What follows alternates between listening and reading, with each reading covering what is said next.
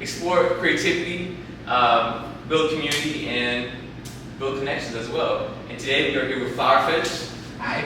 My good friend Sam. So we are at Flowerfish right now. Do you want to talk about that at all, or why you get that started, how that come to be, what inspired you to go with that process? Yeah, definitely. Thank you so much for having me. I really appreciate it. Flowerfest has been a dream of mine for a really long time. I grew up in Sacramento. I grew up in the punk scene. Yeah. And there was all these little house shows, house concerts, but also little house art shows, little things. There was always just a lot of creativity going on in our scene. And it was just something I was always really drawn to. I was never really much of a musician. I would draw the album covers for my friends and stuff like that. That's kind of was my connect. I do the flyers, I do the album covers. Just something I've always really liked. I started doing pop-ups right before pandemic started, probably. Just made some really good friends in that community and realized I love doing pop-ups, I love doing conventions, all that type of stuff, but you have to lug your stuff around, you have to do everything. And we've really dreamed about having a brick and mortar space to kind of have a never-ending pop-up going with our art, our friends' art. Kind of one of the things we say a lot is I can't do this alone, but I know we can do it together, because I truly think all of us collectively, if we put all of our creativity together, we can make something really cool. Yes, truly. That is awesome, and I feel like Sacramento needs more spaces like that, more brick and mortar spaces of creativity and cultural cultivation. There's so much cool stuff here. There's a lot of really creative people here, a lot of great art. There really is, and again, thank you for putting yourself out there and being able to build the space for people to find around you creatively. If they're a beginner or someone who's been that creative career for a minute now, it's really beautiful to see. Thank you. And so you said earlier, other scenes like this, like the pop-up art scene in Sacramento, is that kind of what inspired maybe your creative or artistic career at some point, or was there a point in which you're like, I am an artist, or was I just like creativity, How'd it go for you? That's a loaded word for me. Artist is such a No, I totally get what you mean though. I really think it was just serendipitously. I was getting coffee one Saturday morning in 2017, I want to say. And I drove by a horror convention at the Scottish Rite Center in Sacramento. And I just veered over and went in and changed my life. It was I've always been a horror fan. I wasn't a sci-fi fan, but just met a few people, really made some connections. They started encouraging me to vend. I had my little paintings I was doing, and they just encouraged me to take it seriously, actually get out there and show some stuff. And slowly and surely that happened. You just build your community, build your friend base, and go from there. Hell yeah, that's awesome. I feel like some people in my life, when it comes to the idea of being an artist, it's such a charged word. At one point, I feel like innately all human beings are creative beings, right? Yeah. But we have this narrative that it's either you're born with that, or you have to work for it extra hard. Yeah. It's both aren't entirely true, right? Or how would you, I'm sure you interact with people who are like, wow, your stuff is amazing, but I can never do that. Do you have any words of advice for people out there who maybe appreciate art and they're not aware that they themselves are creative? Or everybody has a worthwhile expression. Everybody has something in themselves. I mean, it might not be visual art. It might be music. It might be cooking. It might be there's a creative outlet for everybody. There really is, And art is valid for art's sake. It doesn't need to be anything other than that. It's cool, great if somebody wants to buy it. That's not the point. But that's something else. You know what I mean? I think art for art's sake is very valid and very important. Yes. Amen. And I feel like this space, Flowerfish, is one of the best spaces to cultivate that thing, that idea of art that you just mentioned. I really appreciate it. Pull up to Flowerfish, come say hi, come meet my friend Sam here, my creativity. I've read, I'm sure you're aware of this, some type of quote where it talks about art is life, life is art, or the reflections of each other. I guess maybe it's a two-question thing. What does that mean to you? Where do you, in what aspects of your life and your experience has art and life been kind of in and of each other? And two, do you see that reflected within our own experiences of like social media and technology in some ways? Has that affected you as well in your creativity in your process? It's a really interesting question. Yeah. It's a really interesting question. I really think that's kind of a chicken or the egg thing for me, as far as life imitating art or art imitating life or anything. I know for me, my paintings are very much about my inner world, about my emotions, whether I want them to be or not. It was something I probably didn't even know originally. I like making creatures, I like making monsters, I like Lovecraftian tentacles and stuff. But I mean, this is all about my emotions. I mean, I've been in therapy for a long time. I know for my most recent kind of processes, I've been painting a lot of flowers and a lot of mushrooms. And like, I think everybody initially goes like, oh, mushrooms. That's great. It is what it is. But for me, I think it's more of an emotional process about flowers coming from new life and mushrooms coming from dead life, but they're both new forms of life. And I think both of those things are really important. It's something I think I'm learning in my own life personally right now. Wow. I don't know where one ends or one begins, you know? And as far as that second part of the question is hard. It's interesting. I do see the world becoming more of a place I like aesthetically appreciate, but I also wonder what kind of the commodification of that aesthetic means for art in general. You know, I know sometimes I will find myself not being fully true to my own artistic vision because I know what art is supposed to be, or I see other things that I admire or want to emulate or something, and it can be hard to stay out of that. It'd be hard to make sure you don't engage with that too much, even though I think social media and art, I think, are really good companions until they're not. 100%. 100%.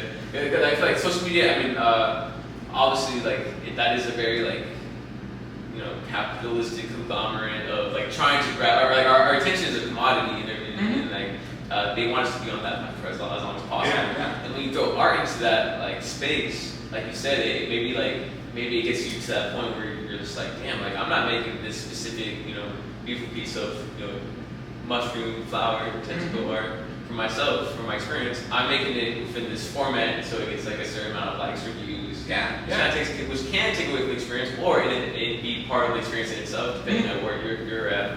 Well, yes, as much as you might try to avoid that, I think it's just part of being human. I mean, also, there's really, really great aspects to it. I would never build the community I've built, as far as, especially with art, without social media. Like, that is where I meet artists, where I find artists. So, I mean, it's definitely a double-edged sword. It's a hard thing to quantify as good or bad. 100%. Like, I think so. Social media is one of the reasons why I was able to come by and, like, you know, talk to exactly. You know, like, I mean, I live pretty close, so I might have seen it walking by, but, like, you know, for people who feel like they want a safe space to do stuff like this and explore creativity and express, you know, everything within them. Like, this is social media is a phenomenal space to find those connections. Like you said, that's amazing. We've met multiple artists that we have here through social media. Just, hey, I live in the neighborhood. Do you mind if I stop by with some things? And that's exactly what we want to be. Like, it's very meaningful to me to have our art represent the direct community around us. That's a really important thing for both Dan and I. Yeah, that's huge. And you feel like, how can you even conceive of how that affects, like, community, that cultivation of culture in these spaces in which people can really express themselves, like, vulnerably and authentically, like, or is that like a same quantifiable, like, a thing? It's just, you know. No, again, that's an interesting question. I think art is a necessary part of community. I think it can be a very opulent thing. I think it can be a very unnecessary thing in certain ways. But I think the core of art, the core of creativity, like we've been talking about, that's inherent in everybody. It's going to be inherent in the community. Like, this whole block is really trying to nurture that. I think I'm very grateful to be here with our next door neighbors. They run a nonprofit that's all based on creativity, based on building, based on bringing community in. Like, that's exactly where we want to be. Within that, non-duality of that expression, there's also this idea of like world building and like world culture creating, world building, exactly. With energy. And like you said, like some things within art or even social media seem so like unnecessary, but they turn into a bigger thing, like in itself. Definitely. And that can create its own beautiful community and it's a lot of good things. A lot of good things for people. You can measure history through artistic movements. I mean, there are a lot of ways to measure history, but I mean, you can go through history through those. Oh, this was the cultural expression at the time. This was the cultural expression at the time. Yeah. You can learn a lot from people. Yes. An expression of like life and exactly. Human stuff. Quantifiable emotion almost. Yeah. I mean, not to get too heady about it, or not to get too overly important about it. Yeah. And it's funny because like it can be like that, be that heavy, or it's just like let me just doodle this, just scribble over here. And that can be equally as meaningful. It's human experience is a human experience, True. It's like one of those. I mean, the human condition. All these philosophers and artists and people just talking and expressing whatever that version of their experience is just so intriguing to people. I guess by nature, right? Or it's just fun to learn. And explore that. Oh, I completely agree. Like what you said about the flowers and like life and death and the mushrooms coming up from death, like that is just so beautiful, and it's just like it's just like wow. I mean, that's not what I mean. What I'm trying to say that conversation is just so. I just love connecting with people, and thanks for having me be here. And I feel like the art is just this, in all its mediums, is just an incredible way to explore those things. And I agree, man. I think it's fun. It's a way we can. It's one of those universal ways of communicating. It transcends everything. Like everybody likes to create. Everybody can appreciate beauty. Everybody can appreciate creativity. I think that's one of the art can be passive action. If that makes sense. Yeah. I think a big part of the name Flower Fist is kind of based on the duality of like kind of militant gentleness. There's a quote from a book called The Dispossessed by Ursula Le Guin. It's one of Dan and I's favorite books. It's the most fun way to get radicalized on the planet. It's a old sci-fi book. And there's just one sentence about the main character that said his gentleness was uncompromising. And that's kind of the philosophy for this store is uncompromising gentleness. Sometimes that means standing up for your community. Sometimes that means taking action. Sometimes that means being there and like engaging in conflict or engaging in creativity, or it doesn't mean being passive, but it does mean being gentle and kind at all costs. I think art can facilitate that. For real.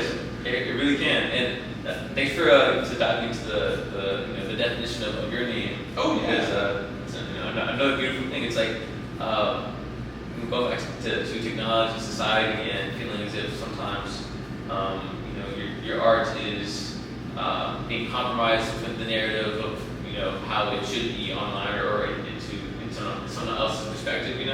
I feel like I saw this TikTok that someone was talking about. Everyone feels like they have to DJ. Because they want to play.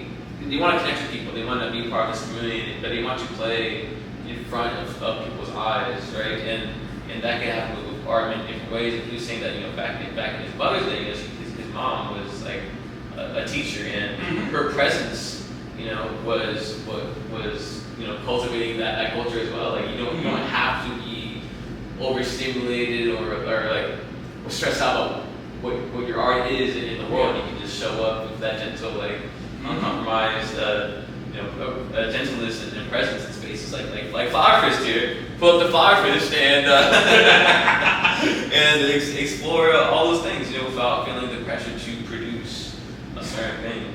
I think there's something really special that happens when you really give yourself over to art. I mean, it can happen in different things, but that, I hate the phrase, that kind of bliss point you can kind of get to where you're just with your art. Like time doesn't mean anything, and space doesn't mean anything. Yeah. You're just in that full creative mode, and like that means the world to me. That's where I want to be. You know, that is a gentle place. It's a place I want to make sure other people feel comfortable being at. I want to make sure our spot is somewhere people feel welcome at, feel nurtured at. You know, that's what we're here for. Yes. Do you know the artist named David Cho? Oh yeah. Oh, he's one of my favorites. Really? Okay, awesome. Yeah, mine too. I found him in quarantine, and I saw his like old Vice like TV series. Yeah. Or wherever it's like I forgot what it's called, but he would just hitchhike across America. Oh, it was thumbs up or thumbs up something. And so I'm like, who is this guy? And then later find out that he's another artist, quote unquote. And I've been watching his videos, his YouTube videos recently too. Outside of his hiking ones, and it's just him and a canvas, and he's talking his feelings out. Those are beautiful videos. Yeah, have you seen those as well? Those are awesome, and they're just so inspiring. It's just like he says a lot of different things, but recently what stuck out to me was he's talking about the idea of surrendering yourself to your art and your canvas, and just letting go of a lot of things of like it's not good or it's not like Sam's art, it's just stuff like that. Do you deal with thoughts like that sometimes when it comes to expressing things, and how do you come out of that to be mindful, like what, I'm not speaking to myself in a way that's making this fun for me.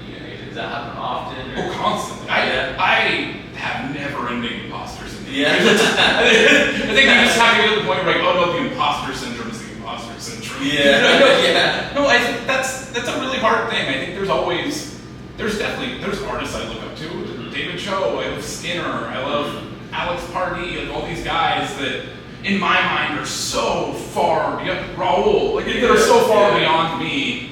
But it's all valid expression, like my art's cool too. And as weird as that feels to say, I like my art, it means something to me. And it's hard not to compare yourself to other people though. It's really, really hard. 100%. Especially David Cho talks about that a lot.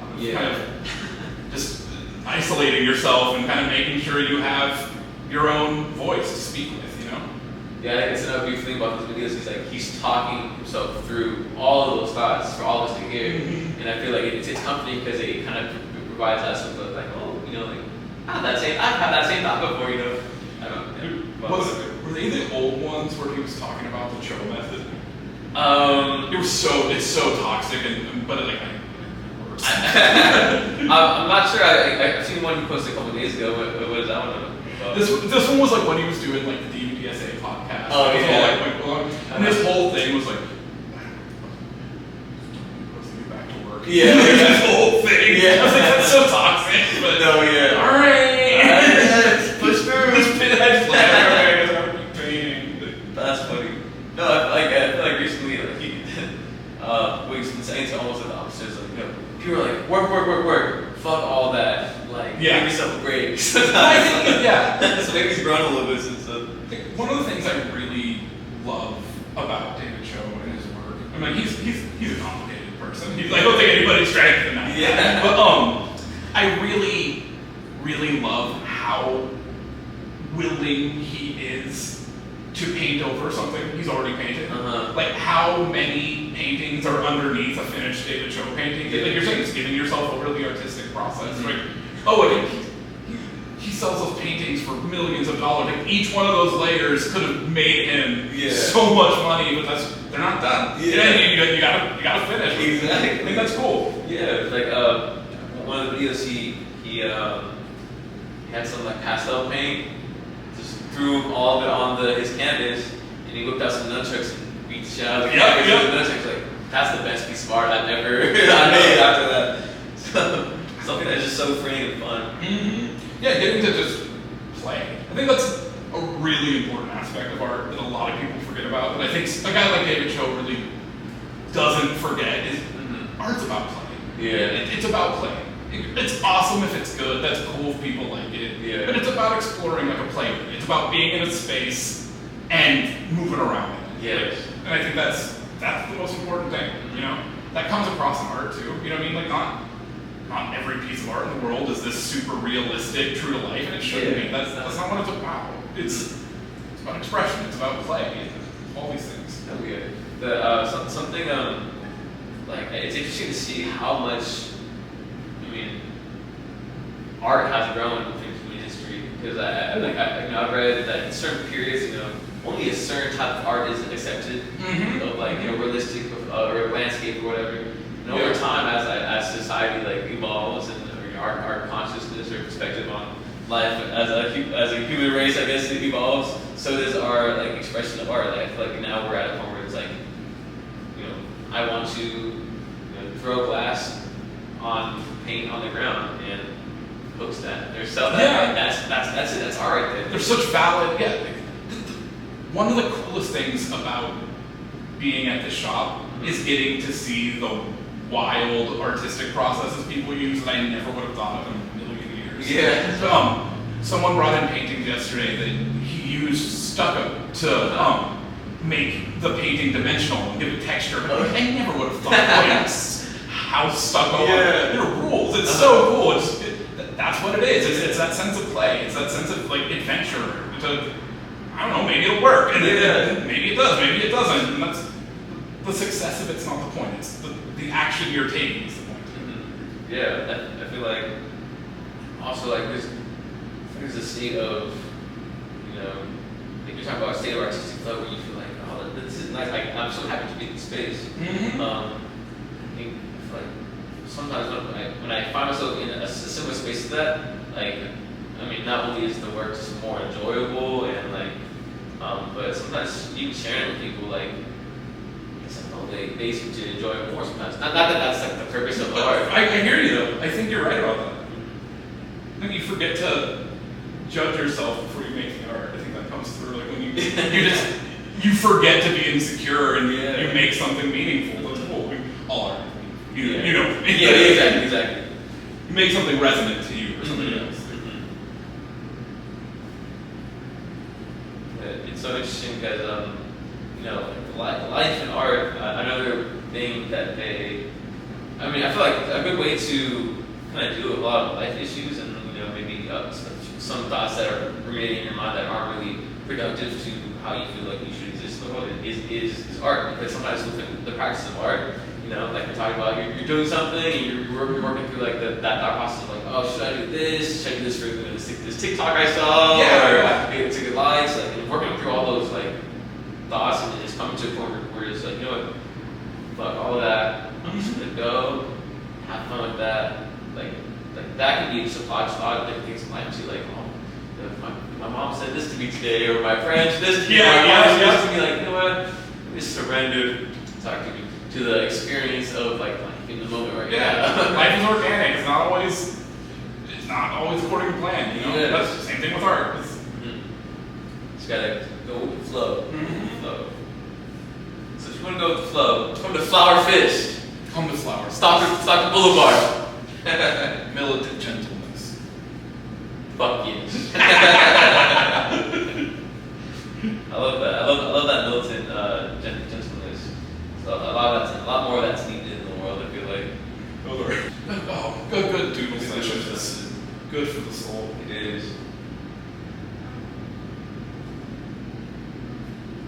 Like one of the easiest and most satisfying things for me is just like little patterns. Dots and lines. I got really into connecting triangles for a little bit. It wasn't. It was just a way to decompress. I was really like doing it. Like interlinking triangles or just like triangles. When I was in college, it was something during lectures. I would just pages and pages and pages. They go all over the place, like through the notes, all everything. That's fun. But I think you can get really good things from that. There's definitely been times like, I've been sitting in a meeting or in a lecture or something, drawing random just stuff, Then all of a sudden there's this drawing there, like, wait, I want to paint that. That's cool. Where did that come from? That must have just been in my subconscious or something. Like, that's cool, you know? It's that organic thing, like just going with the flow, see where it takes you. Like looking back on it and like, oh, that one sticks out to me a little bit more than it's nice. It's like figuring it out too. Like I've been painting the same stuff for the most part for as long as I've been doing this, you know? But it's kind of, wait a minute, I think that flower I painted the other day and that mushroom I painted the other day might mean something. Like let me and like where I tend to find it is that losing yourself while you're painting. You're kind of like, oh, it's been a few hours, you're in this kind of creative space, and all of a sudden you've decompressed and your thoughts are flowing and you've made something that you really like. You can be really free in space. Yeah, really free in space. It's like almost in some ways like cultivating a story of expression through this piece, or like I saw another TikTok where an artist, like he was just going with the flow like we're talking about, but he was going to like a glass painting, right? And he made an interesting sculpture. And the next time he tried to explore that idea that stuck out to him, that some sort of emotion. Just the story started to grow. So by the end of like the first instance of whatever in the sketch of the glass sculpture he made, by the end it was like this. It just meant a lot more. It was like a love or a relationship. That's really cool. So yeah, what you mentioned just reminded me of that, because sometimes you go with the flow and something sticks out with you, and then as you go explore that and like you said, like decompress some feelings or thoughts or emotions, or explore whatever sketch you think, like a story kind of unravels in some ways. Meaning, or the one that's been there the whole time you just didn't see, Yeah. Do you have any any art journals, or just journals where you just like sketch your thoughts down, or is it just everything is just I have a sketchbook I use like a lot, but for the paintings I tend to let my imagination just go, and kind of the process is I'll take like a really light color, like colored pencil or something, and like almost not draw it as fast as I can, but try and not to let my actual conscious mind get in the way as much as I can, and just draw something really simple. And then once I have that, then I'll take the time, I redraw it in the sketchbook, and just kind of build it up from there. But the initial idea, I like to be really rudimentary. I want it to just be just a monster, just a tentacle, just something, for the most part. Nice. It's a process. I think it's another thing, like I've had friends and you myself sometimes, like that perfectionism, like art is such a wonderful space, right? It can, like something that is easy for you is so difficult for someone else to even get. Just a line, having a straight line can mean the world for someone else to see that, Oh, I feel it, man. It's like there's those artists, like I look up to a ton of artists, and I know I could never make something like that. Just, how do you do that? How do you do that? Just, I don't know. I know exactly what you mean. Yeah. And I just think people out there watching this video are going to appreciate the things you're saying when it comes to that process of just going and having fun with it, and getting something down and looking back at it later and seeing where it goes. And I think like art, like meditation, if everyone did it a little bit more every day, the world would be a little better place. I agree. I mean, it's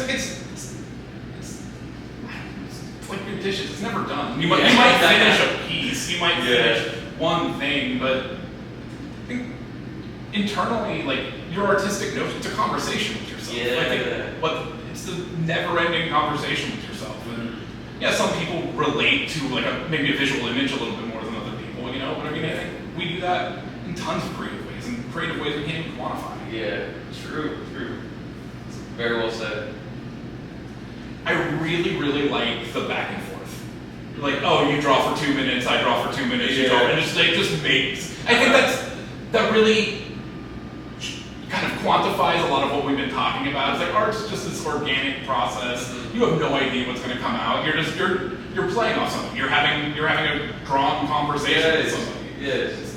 I think that's really cool. I think that'll be fun in the future. I think this is great. Like, I love just getting to talk to somebody. Like we were before the cameras came on, we were talking about like I am not a very social person. I am not good talking to people, but put a pen in my hand, I'm fine. I'll talk to you all day. Who cares? It's a good time as a party. Yeah. Who cares? I just love because even for myself, like I feel like I don't know, talking to people, I feel pretty comfortable for the most part. When that camera's up, it's like trying to let go of the notions of like what should I say. It's so that's exactly what we've been talking about. You know, it's like now that there's this third party here, like, kind of observing me. What does this all mean? Where do I fit into this? Exactly, but fuck all that. Surrender to the canvas. For real.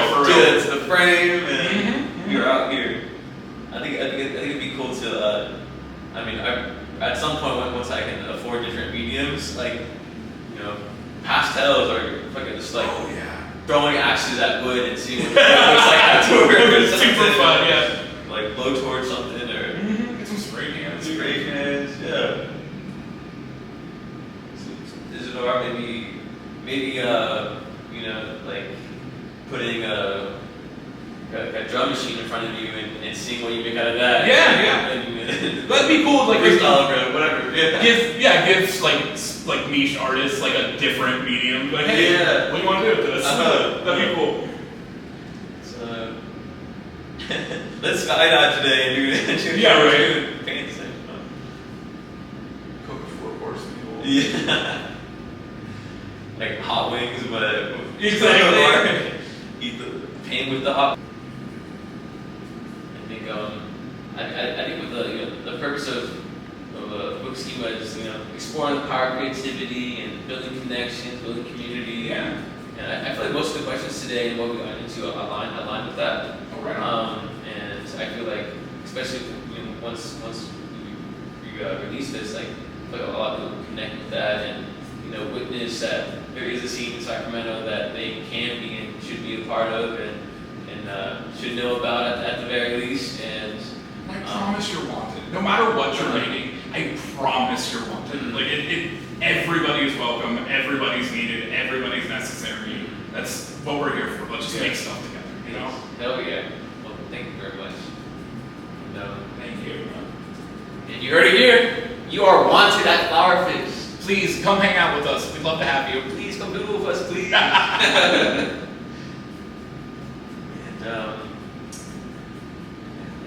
With that being said, do you think there's any other area within, I guess, the art scene in general, like I could maybe ask, get better questions with, or like get more detailed with, or again, like is that this felt like good enough? I mean, of course it's good enough, but just anything that comes to mind. But I think this is a good. We covered some great stuff. I think it was very holistic as far as what you were talking about, like the connections, why we do art, how we do art, why we want it. All the things you were talking about, I think got covered. Yeah. Sick. Awesome. Well, thank you so much. Thank you, man. Thanks for having me. A little shake for the camera. Appreciate it. And that is it. See you guys around. See you later. Peace.